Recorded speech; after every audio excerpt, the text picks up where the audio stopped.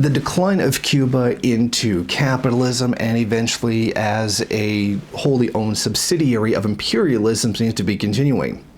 Right now, Cuba is debating prosperous, sustainable socialism, which is an awfully vague term, and frankly, all three of those words should have quotation marks around them. Essentially, two documents have been put forward to the Cuban people by the Cuban Communist Party.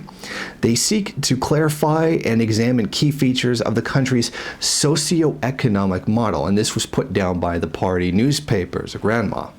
These two documents are broad in scale and complexity, which outline Cuba's revolutionary process and our society's future towards building a prosperous and sustainable socialism.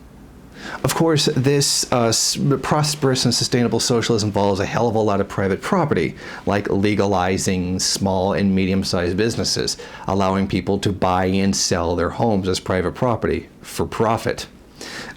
Cars as well. Also involves loosening the tax and foreign investment laws.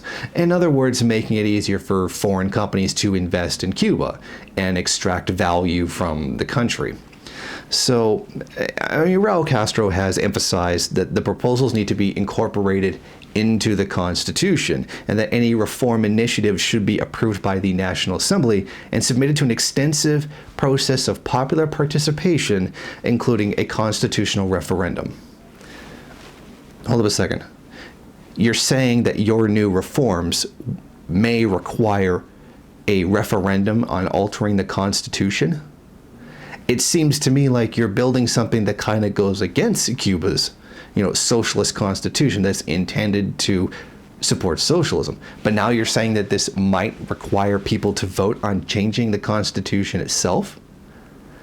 Okay, it's getting really, really obvious now that Raul Castro is outright selling out the country and is going to be turning it into what, frankly, another China, but nowhere near the market power to be able to make determinations on the United States and to be able to have a powerful role in the world the way that China does. It seems it's very obvious here that he's just straight up selling out the country, and that I warned this was going to happen. And other people warned about it too. And this is, one of those things where the people of Cuba are really going to have to stand up and put a stop to this, or they're going to find themselves a colony of the United States once again. Thank you for watching. Won't you go ahead, rate, comment, subscribe, and share on various social media. And if you want, you can head over to my Patreon page and show your support. Or you could head over to the MRN bookstore and check out some of the latest books available.